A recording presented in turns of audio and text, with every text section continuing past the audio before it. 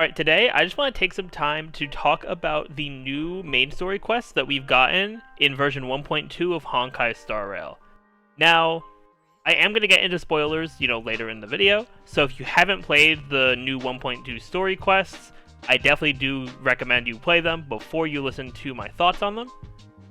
But, overall, without going into spoilers right away, I do think that the quest was very good. It really tightened up a lot of loose ends, I think. It had some very interesting developments as well.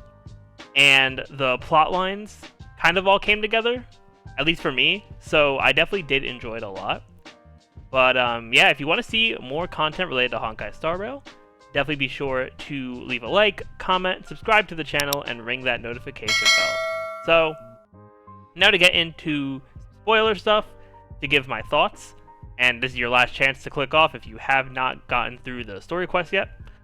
So, yeah, there were a lot of very interesting moments and cutscenes, and I'm kind of just going to go over each of them. And I did want to do a reaction compilation of me playing through the main story, but my schedule changed last minute, so I wasn't able to sit down and have an uninterrupted session of playing through the story.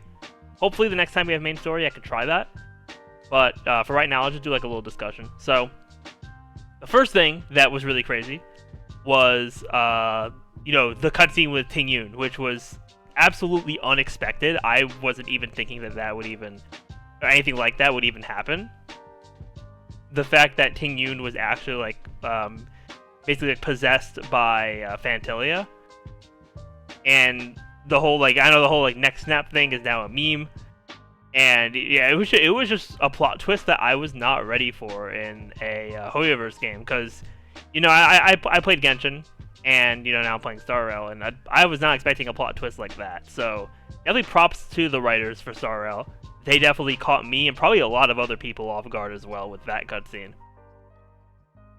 Then the next thing I want to highlight, the cutscene between Dan Heng, Blade, and Yanqing. That cutscene is really cool because, first of all, we finally get the confrontation between Dan Heng and Blade, which is something that they've been building up since the beginning of the Xianzhou. And I was definitely really happy to see that. They also had some really good fight choreography in that cutscene, so it definitely was really cool to see. And then also, with Yanqing getting involved and Blade trying to kill Dan Heng, it ends up leading to the reveal of Imbibitor Lunae, which, honestly, from seeing pictures of him and stuff like that, I wasn't, super sold on him being, cool.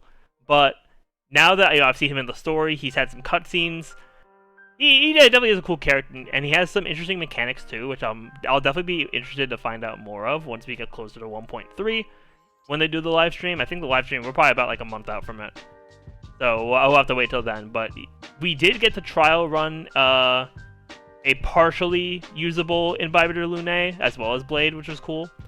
We got to fight Yanqing, which honestly was very interesting. I was confused by that when they did the live stream, but now it makes a lot more sense.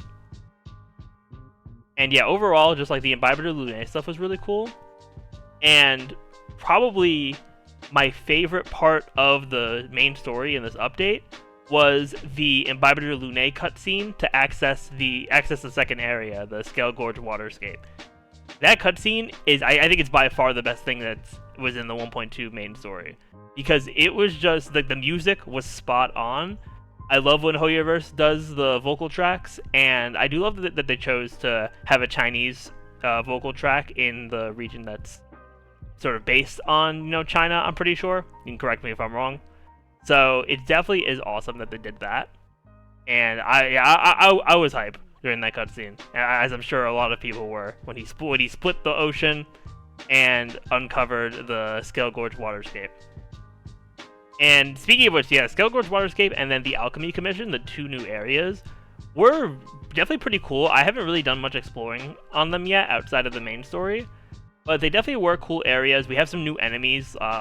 I know they have the ape enemy, which is really cool to me. They have the new, I don't remember the actual name for it, but it's a very similar design to the Guardian Shadows. So yeah, just a lot of cool things that they added in 1.2. Then we get to the Phantylia boss, And I think this boss, you know, as a weekly boss, as like one of the big bosses of Star Rail, was very well made. And also, you know, like, I think one of the things that they did really well in 1.2 was kind of increase the difficulty of certain things. Because previously, like, when it came to farming, like, enemies, like mini-boss type enemies, or even, like, the weekly bosses, it got to a point where, like, because they didn't really add any enemies in 1.1, everything kind of got, like, a bit old or, like, easy for players. But now that they added new enemies, and they made those enemies just, like, a little bit harder at the very least, it's definitely really good. And yeah, Phantylia is no different. They definitely have some difficulty increases. I do think she is harder than Cocolia, and she also has some more annoying mechanics. Like, I think Cocolia mechanically is like the least annoying of the 3 weekly bosses. But yeah, so Phantylia with the 3 phases, they definitely do a good job at making it enjoyable to fight. It's not a drag like the Destroyer at the Herta Space Station. So it's definitely a fight I'm gonna enjoy playing week by week to get those trace materials for sure. And you know, the ending was great. With the ending of the boss fight was great with, you know, Jing Yuan, because you did have to use Jing Yuan, which I thought was really cool, having him on your team. So I sort of just like built my team around him, and it worked out pretty well. And like the cutscene at the end of them leaving us on an absolute cliffhanger, which was so annoying, but at the same time it makes me even more excited for 1.3 or whenever else, you know, they add main story in the future. Because honestly, with the level of quality we've had in the main story so far, I have high hopes for Hoyoverse in terms of the main story. So they're definitely killing it right now. If they keep up the same quality or even make it better, that's going to be really insane. But I am interested to see what you all thought of the main story in the comments down below, so definitely do let me know. But with that, that's going to be the end of the video. Thank you all so much for watching. Definitely be sure to leave a like and subscribe if you enjoyed, and I will see you all next time.